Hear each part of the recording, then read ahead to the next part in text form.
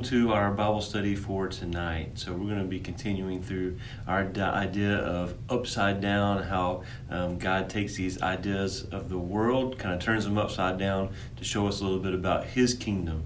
And so today we're going to be continuing through that. It'll probably be our last one, especially as we're closing out summertime. I know some of you have already started back school, and I know that's going really well for you. But school does start back next week, so things are going to change a little bit for us as far as our online Bible studies and worship and that kind of stuff. We're going to try to start meeting again next week, and so if you don't have that on your calendar, make sure you put that down, because next week, August the 19th, we're going to be getting together for a slip and slide. So pay attention to the weather. We're watching the weather. Hopefully it's going to be clear for us as we get together and have our Corona wash as we jump out and do the slip and slide and have a good time together. I always have fun doing the slip and slide. It's a great way for you to just invite some friends that maybe wouldn't normally come to church, give them a chance just to get plugged in, get involved, do something fun. We're going to have hot dogs and possible snow cones. So we want everybody to just have a good time while we're out there, and bring some friends. Bring somebody with you that you wouldn't normally bring. So we're looking forward to that. And then the next week, the 26th, we're going to have our first on-campus Wednesday night worship for the year, for the school year. And so we're going to have opportunities for you to come and kind of find a seat, and we're going to be in person together as we do worship. Now, if you're not comfortable with that, you're still a little worried about coronavirus and that kind of stuff, we're going to live stream it, and so you're welcome to watch that online as well. So we don't want to make anybody feel uncomfortable or anything like that. But we're going to social distance. We're going to do temperature checks and try to do our best of being responsible with social distancing and stuff. So encourage you to come. I know you're looking forward to it as much as I'm looking forward to it, because I miss hanging out with people. But that's what's coming down the road very soon. So make sure you get that on your calendar. Be prepared to come and be involved, and bring somebody if you'd like to. I know other people are looking for a chance to get out as well. So this might be a perfect opportunity for you to invite a friend to come to church and get plugged in. And so we want them to hear about who Jesus is and the good news about salvation and what Jesus has done for us. So make sure you're including people in on that as well. So today we're gonna continue this idea of upside down, as we mentioned before, but we're going to be looking at some different things based off of what we talked about last week. So last week we kind of covered this idea that we have a hunger or a desire for different things, and so we want our hunger and our desire to be in what Jesus has provided for us through salvation. We want that to be our desire in life, because Jesus promises that He's going to satisfy that hunger or that desire that we have through His dying on the cross and rising again from the dead. He has fulfilled that hunger for us. He's satisfied that desire for us, and so we're thankful for that. And so today, as we're going through this next idea, we want to kind of think about what Jesus has done for us and how that changes our lives and what the purpose of our lives is. So, a couple questions for you as we get started, right? Have you ever thought about the meaning of life? What is the meaning of life? Why do we exist? Is there even a reason for us to exist? And what are we supposed to do with our lives? What are we supposed to do with these 80, maybe 90?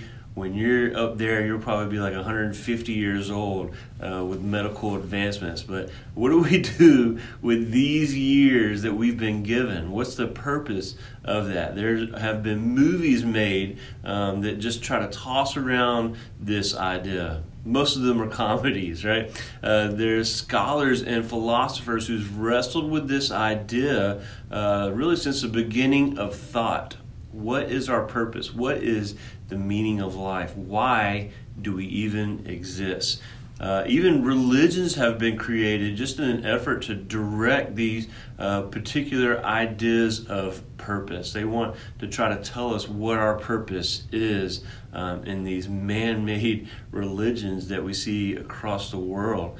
Books have been written, societies have been formed, theories have been debated, but still it seems like no one really has a direct or sure and confident answer of what our purpose is on this earth, in this life. Why do we even exist? So what we're going to do is kind of simplify this idea, right? Let's move away from humans and let's think about things that humans have created. We create things with intention, with purpose, right? So why does a refrigerator exist, right? When you're getting hungry, you get the rumblies in the tumbly, you go to the refrigerator and get a snack, right? So why does a refrigerator exist? Really exist to extend the life of your food, right? Why does a pencil exist? For us to be able to write things. Why do cars exist? So that we can transport things, right? People and stuff. These things were created with intention. These things were created with purpose. And so God kind of does the same thing with us. That He created us with intention. He created us with purpose. That we're supposed to do something or be a part of something, okay? Now, there are secondary purposes of things, right? Sometimes things kind of lose their original purpose along the way, right? And then kind of maybe adopt some different things. So think about the refrigerator, right? Maybe its secondary purpose is to make ice or to post your kindergarten artwork on, right? Or to set up that yummy Jell-O mold that your mom made, right? There's secondary purposes for these things. If you think about the pencil, right? That there's different purposes that maybe we use it to write notes or to write a dissertation or to play pencil pop. It's a game we played when I was in school. We break other people's pencils, right? Or when we think about cars, what secondary purposes there are for cars. We think about just the fact that they may transport people. You may be used to transport materials, right? You see these big tractor trailers moving down the road, carrying materials all over the place, your Amazon orders all over the place. Or racing, right? NASCAR right down the road from us. These secondary purposes that we have for things that were created. Sometimes our original purpose kind of trickles down into some secondary purposes, right?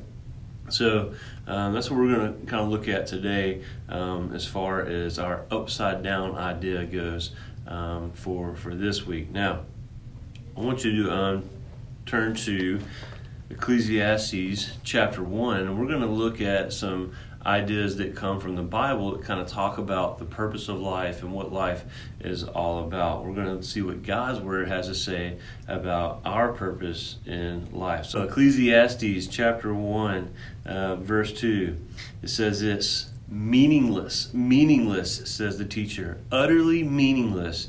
Everything is meaningless. Now, I don't know about you, but that sounds pretty grim, right? There's some pretty strong language there that everything is meaningless. Sounds like maybe your overdramatic cousin talking about their life, right? That everything is meaningless. Everything you do with your life is meaningless. Your relationships with family or friends, your hobbies, they're all meaningless. Maybe school is meaningless, and I think some of you might agree with that. Or maybe you're in that place where you're so excited about getting out of the house that you're ready to go to school and see your friends, right? Raise your hand if that's you. Yes, I know. I see you. So, do you ever feel like your life is meaningless? You know, we might get to points where, it feels like I'm not really sure what I'm supposed to do with my life or what, I'm supposed to do beyond this hard decision that I have in my life, right? Sometimes we may get to a point where we feel like maybe the situation is somewhat meaningless, but I think each one of us has this real deep understanding in our hearts and in our minds that our lives are not meaningless.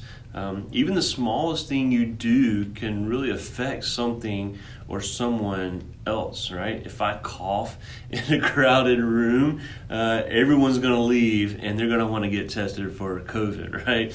Just a small cough, it can stir everyone to go immediately get tested for COVID-19.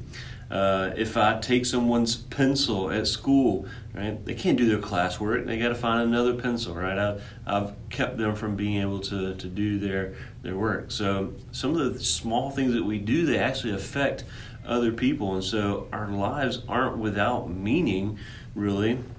If I were to drop a quarter, right, I might be paying for someone's snack in the vending machine, right? The smallest things we do, they can affect other people. And so I think that kind of steers us away from this idea that everything is meaningless, because actually the small things we do can affect other people. So it's apparent that we'll have to do some further research to really discover what is being said here. Let's take a look at 1 Corinthians chapter 10, verse 31, and see what Paul has to say about our lives and what we should do with our lives. He says this: "Whatever you do, do it all for the glory of God." So, according to Paul, whatever we do, we should have a purpose. We should see it as something that is meaningful, something that we can do with intention of glorifying God. Whatever you do, do it all for the glory of God. It was seen this passage is assuming that you can do everything with a purpose, and that purpose is to glorify God. This is the exact opposite of what Ecclesiastes chapter 1 verse 2 says. So are we supposed to believe that everything is meaningless, or that everything is meaningful? What are we supposed to think about our lives when it comes to our meaning or our purpose? If you remember last week, we talked about being hungry and how God satisfies our spiritual hunger by giving Jesus to be our Savior. So when you trust Him, you know that you'll never be hungry again for that salvation. So this week, we're continuing that idea, and we're going to discover what our purpose is all about. So follow up on the next video as we break down these two verses from Ecclesiastes and 1 Corinthians to really understand what God has for us.